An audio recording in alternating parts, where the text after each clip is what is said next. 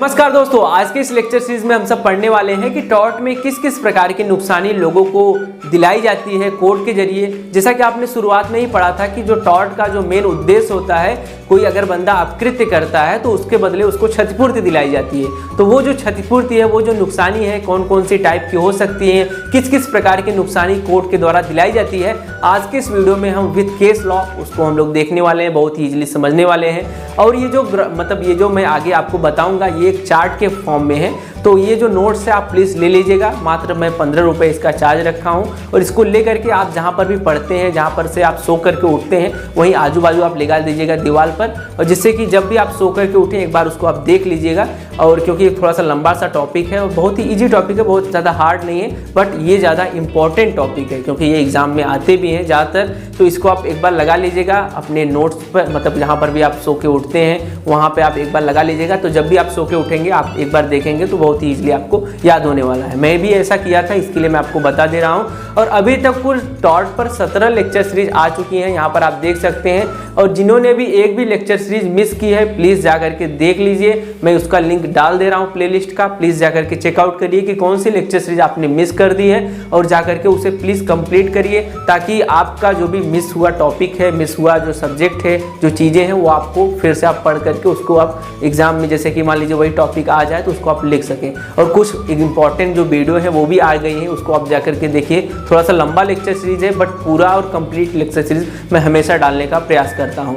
और मैं एक इंपॉर्टेंट बात आपको बताना चाहता हूं कि ये लेक्चर सीरीज जो कि मतलब हमारी 17 वीडियो अभी तक आई है और कुल मिलाकर 24 वीडियो टॉर्ट पर आने वाली है, जो कि फटाफट अभी आ रही है और जल्दी आपको मिल जाएगी। और आप लोग उसको भी फॉलो अप करिए। और नेक्स्ट जो लेक्चर सीरीज है हम चालू करने वाले हैं कॉन्ट्रैक्ट को लेकर के। और प्लीज़ कमेंट करके बताइए कि कॉन्ट्रैक्ट की लेक्चर सीरीज चालू की जाए, कब से चालू की जाए उसको प्लीज़ आप बताइए। और कोई अदर भी चालू करना है लेक्चर सीरीज तो उसको भी आप प्लीज़ कमेंट करके बताइए। तो चलिए आज की ये जो डैमेजेस है, नुकसानी है, किस किस प्रकार की नुकसानी कोर्ट द्वारा दिलाई जाती है उसको देख लेते हैं फुल और विद केस लॉ के साथ। चलिए फिर शुरू करते हैं। सब्सक्राइब करें मॉडर्न टीच यूट्यूब चैनल को और इस बेल आइकन पर क्लिक करके ऑल वाला ऑप्शन सिलेक्ट कर ले, ताकि आपको सभी प्रकार के लेटेस्ट एजुकेशनल वीडियो का नोटिफिकेशन मिल सके। तो चलिए दोस्तों जान लेते हैं कि अपकृत्य में किस प्रकार से उपचार दिलाया जाता है कोर्ट के जरिए। ये दो पार्ट में मैंने यहाँ पर इसका डिवीजन किया है जिससे आप इसको इजीली समझ सकें। ठीक है, फर्स्ट है न्यायिक उपचार जिसको हम लोग इंग्लिश में बोलते हैं जुडिशियल रेमेडी, और जो सेकंड है न्यायोत्तर उपचार जिसको हम लोग बोलते हैं एक्स्ट्रा जुडिशियल रेमेडी। ठीक है, ये एक्स्ट्रा जुडिशियल रेमेडी क्या होता है, थोड़ा सा हम सबसे पहले इसको समझेंगे। ये वाला थोड़ा सा लंबा है, इसको हम लोग इसके बाद में समझने वाले हैं। पहले हम लोग पार्ट बी को समझेंगे, उसके बाद में ई को समझेंगे। ठीक है, ये थोड़ा सा लंबा है तो सबसे पहले जो इजी है उसको समझ लेते हैं, फिर ये वाला समझेंगे। ठीक है, तो न्यायोत्तर उपचार में क्या होता है, ये जैसे कि आप केस करने के पहले की स्थिति होती है। जैसे कि मान लीजिए कोई आदमी अगर आज आपके ऊपर हमला कर रहा है, तो वो हमला जब करेगा तो उससे आप जरूर अपना बचाव करेंगे। ठीक है, तुरंत पहले तो आप तो बचाव करेंगे, फिर तो उसके खिलाफ हमला का केस दायर करेंगे कि भाई ये आदमी हमारे ऊपर हमला कर रहा था। ठीक है, तो हमला करने का केस तो बाद में दायर होगा, पहले तो वो जब आदमी कर रहा है, जैसे कि आपको मारने की कोशिश कर रहा है, तो आप उससे बचेंगे। तो इस प्रकार की चीज़ें एक्स्ट्रा, ठीक है, एक्स्ट्रा उपचार के अंतर्गत, एक्स्ट्रा जुडिशियल रेमेडी के अंतर्गत आती हैं, जो कि आप मतलब न्यायिक उपचार मतलब मिलने से पहले की चीज़ें होती हैं। जैसे कि यहाँ पर आप देखेंगे, जो कि इसके एग्जाम्पल के अंतर्गत मैंने लिखा है, देखिए यहाँ पर। ठीक है, न्यायिक उपचार के अंतर्गत ये कुछ पॉइंट है, जैसे कि आत्मरक्षा है। मान लीजिए कोई आपके ऊपर हमला कर रहा है, उससे आप आत्मरक्षा करते हैं। और जो सेकंड है अतिचारी को बलपूर्वक हटाना। मान लीजिए कोई आदमी आपके घर के अंदर घुस गया है तो आप उसको फिर निकालेंगे ही। ठीक है, अब ऐसा तो नहीं है कि आप उसको बैठा करके रखे रहेंगे, केस दायर करेंगे, केस चलते रहेगा, जब तक फैसला नहीं आएगा तब तक आप नहीं निकालेंगे। इस प्रकार की चीज़ें तो करेंगे ही नहीं। तो ये चीज़ें हैं कि जैसे कि अतिचारी कोई घुस गया है तो उसको आप निकालेंगे। ठीक है, और जो यहाँ पर थर्ड पॉइंट है वो है कि अपनी भूमि पर पुनः प्रवेश। मान लीजिए कोई आपकी भूमि पर, ठीक है, कब्जा कर लिया है तो आप उस पर कोशिश तो जरूर करेंगे कि भाई मेरा यहाँ पर कब्जा हो जाए। तो ये चीज़ें तो आप करते हैं, ये आपको कोर्ट आदेश नहीं देता। ठीक है, इस प्रकार की चीज़ें। और जैसे कि न्यूसेंस का उपशमन है, जैसे कि मान लीजिए कोई गड्ढा आपके सामने खोद दिया, आपके घर के सामने खोद के चला गया, तो आप उसको भरेंगे जरूर। ठीक है, बाद में उसका केस दायर करेंगे, भाई ये न्यूसेंस का केस है, किसका केस है। इस प्रकार की चीज़ें हैं। ये आप मतलब ये जो चीज़ें होती हैं न्यायोत्तर वाली, वो क्या होती हैं, आप मतलब केस दायर करने के पहले ही सबकी चीज़ें होती हैं। और जैसे कि बाद में फैसला आता है वो अलग बात है, लेकिन ये जो चीज़ें होती हैं ये केस दायर करने की पहले की चीज़ें होती हैं, और हम ये अपनी बचाव के, ठीक है, मतलब के लिए करते हैं। साथ में ये एक मतलब कोर्ट के द्वारा भी ऐसी मान्यता प्राप्त है, जैसे कि कोई हमला कर रहा है तो आप आत्मरक्षा करेंगे ही, कोई घर में घुस गया तो आप उसको निकालेंगे ही, बाद में केस फेस दायर करेंगे। तो ये पहले की चीज़ें होती हैं, आप ये समझ लीजिए। और जो सेकंड है न्यायिक उपचार, ये कोर्ट के द्वारा दिलाई जाती है।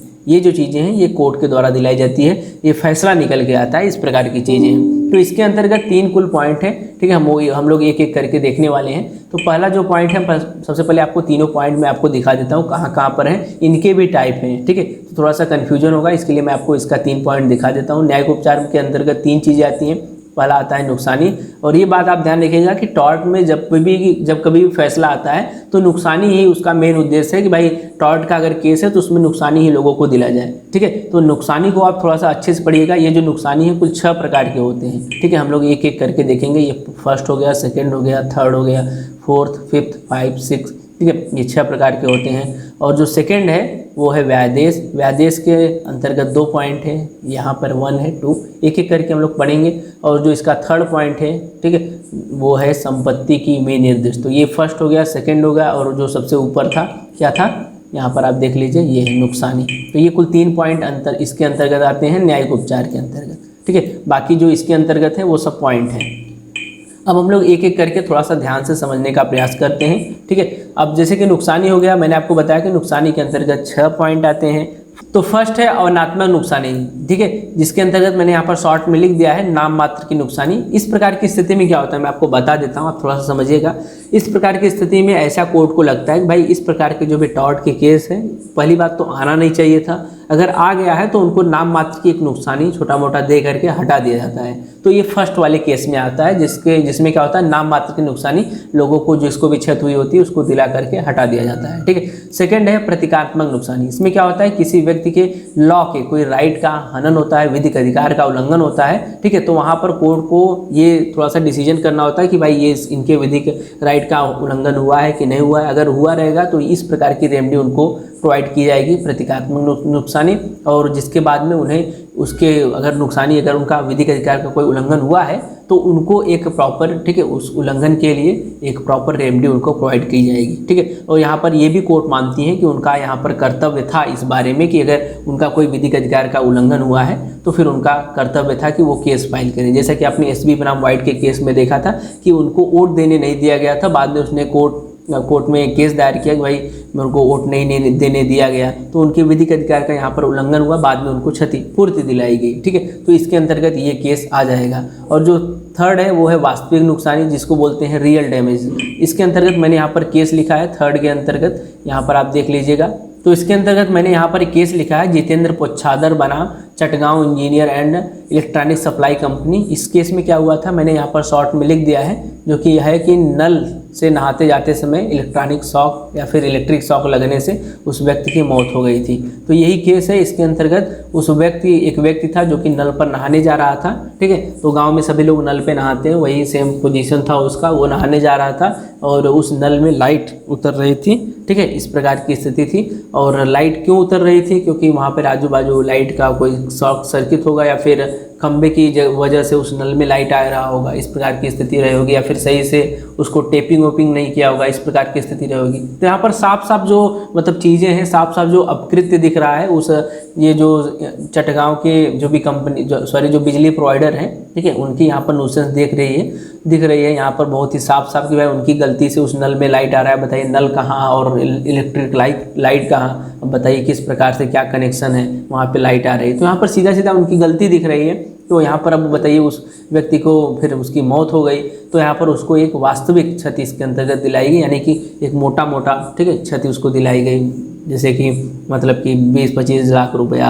ऐसे प्रकार की मतलब थोड़ा सा लंबी रकम इसके अंतर्गत दी जाती है। वास्तविक क्षति के अंतर्गत थोड़ा सा लंबी रकम यहाँ पर दी जाती है। तो सेकंड के अंतर्गत यही था कि इसमें किसी व्यक्ति को, किसी पर्सन को रियल डैमेजेस हुआ होता है और फिर उनको क्षतिपूर्ति दिलाई जाती है। और जो फोर्थ है वो है प्रतीकात्मक नुकसानी। इस प्रकार की स्थिति में क्या होता है दोस्तों, जैसे कि मान लीजिए कुछ देखे होंगे आप, गाँव देश में कुछ देखे होंगे, ऐसे व्यक्ति होते हैं जो कि दूसरे पर्सन से जलते हैं, ठीक है, और उनसे जलने की वजह से उनको हमेशा फंसाने की कोशिश करते हैं, उनको उनके साथ गलत करने की कोशिश करते हैं हमेशा।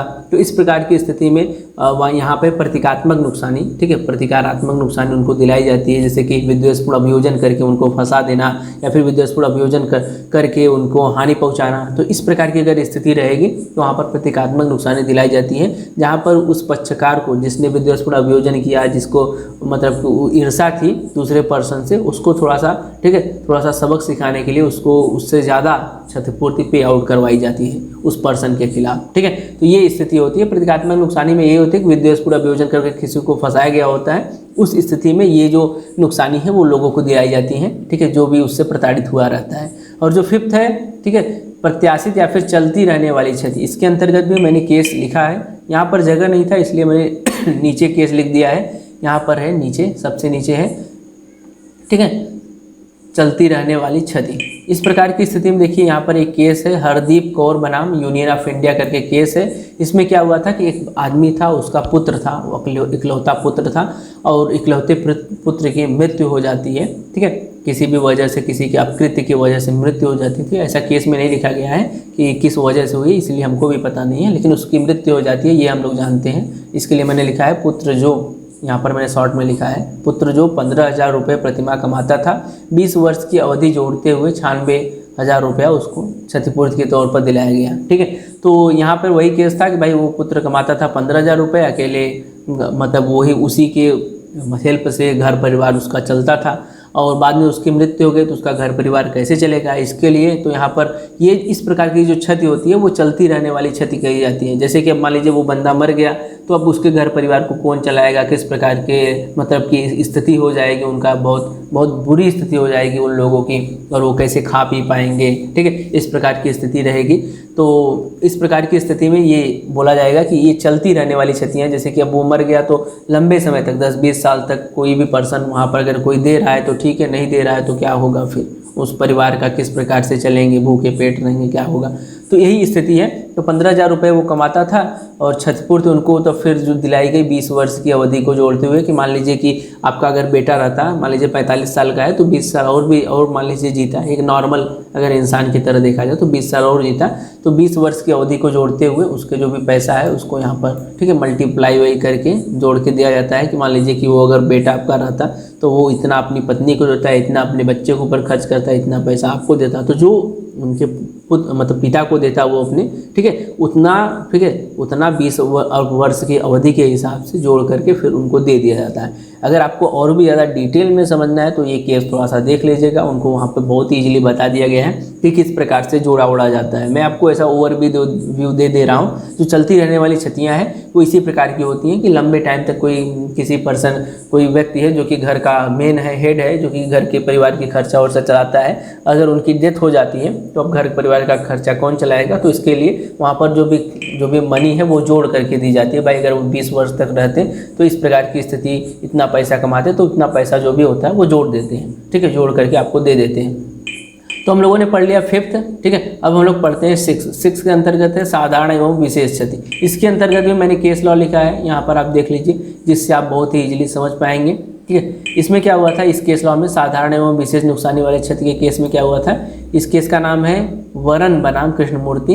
इसमें क्या हुआ था कि बस चालक की लापरवाही से बच्चे को चोट लगी तथा महिला को मानसिक आघात हुआ। जैसे कुछ महिलाएं होती हैं जो जिनको अपने बच्चों से ज़्यादा प्यार होता है, अगर वो थोड़ा सा भी गिर गया तो उनको फिर, ठीक है, थोड़ा सा दर्द नहीं लगने लगता है। अब जैसे कुछ नए जो बच्चे हैं जो कि हाल फिलहाल में उनको मतलब बॉर्न बेबी है, न्यू बॉर्न बेबी है, उस प्रकार की अगर स्थिति है तो बच्चे गिरते हैं तो फिर माँ को बहुत ज़्यादा तकलीफ होती है, ठीक है। आप जानते हैं इस प्रकार की स्थिति को आप महसूस कर सकते हैं। तो वही स्थिति थी, वो बच्चा जब गिर गया, ठीक है, तो उसको चोट लगी थोड़ा मोड़ा, और मान लीजिए थोड़ा मोड़ा लगा होगा या फिर ज़्यादा भी लगा होगा, जैसे कि मान लीजिए घाव लग गया कहीं पर, लेकिन महिला को सबसे ज़्यादा उसमें आघात पहुंचा। बच्चे को तो छोटी सी चोट लगी, मान लीजिए खरोच उरोच आ गया, लेकिन महिला को फिर ज़्यादा चोट आ गया। तो यहाँ पर इस प्रकार के केसेस में साधारण भी क्षति है और विशेष भी नुकसानी है। उस महिला को विशेष नुकसानी हो गई, उसको मानसिक आघात पहुँचा, इस प्रकार की स्थिति है।